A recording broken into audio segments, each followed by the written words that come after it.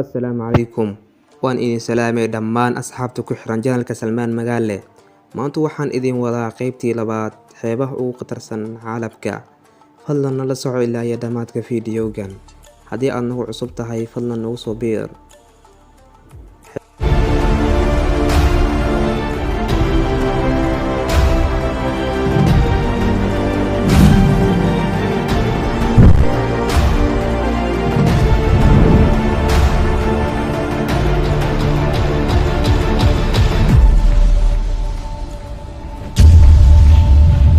Xeebta weyn São Paulo, Brazil. Sanad walba Brazil waxaa ka dhaca 50 milyan oo biriq ama jac ah, taasoo galaafato nolosha in ka badan 80 qof.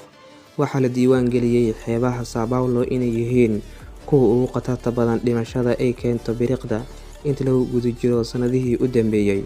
Biriqda ayaa keento dhibaatooyin aad u badan iyadoo ku dhacdo xeebtani iyo xeebaha kale u dhow.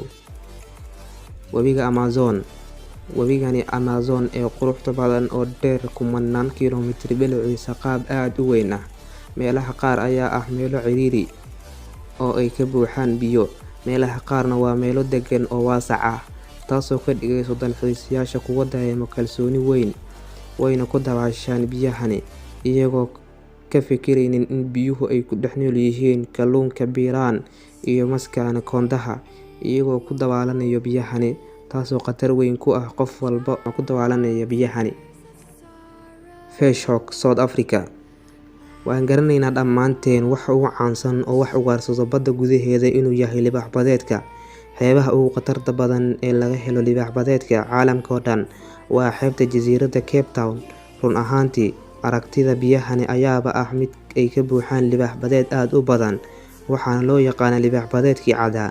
Markuu bilowdo xilliga xagaaga, waxay noqdaan kaa'inaadkani kuwo halistooda wata, waxayna soo muujiyaan caro iyo cadowtinimo aad u daran kuleylka dartii, waxayna khatar ku noqdaan dadka dalxiisayaasha ah.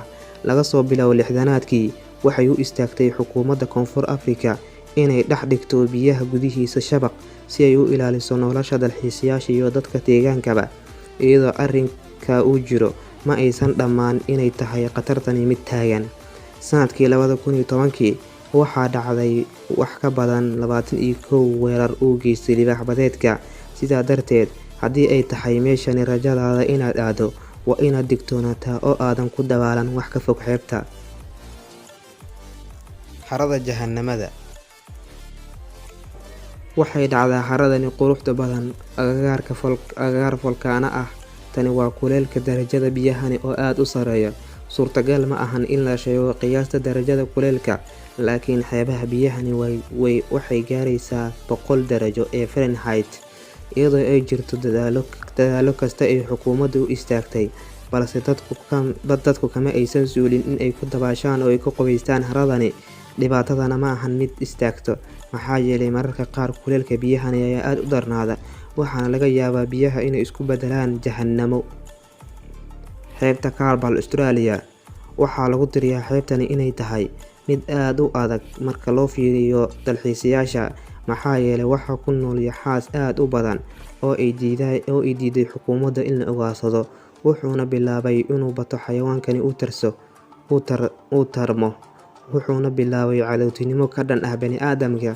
Dadka uu soo weeraro xayawaankani ama yaxaasyadani uu soo weeraro waxay ka gudbiyaan qaraar xukuumadda si loo ugaarsado, balse xukuumaddu way ka cagajiidaa arrinkani, maxaa yeelay waxay ka heshaa dhaqaalo daawashada xayawaanadani, waxaana ugu badan meelaha uu weerarka ka geysto Queensland, khaasatan xeebta Cape.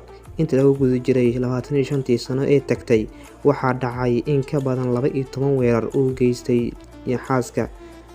geystay yaxaaska mantiqadani, balse ilaa iyo hadda xayawaanadani waxaa ilaalisa xukuumadda, waxayna u nool yihiin si nabad ah.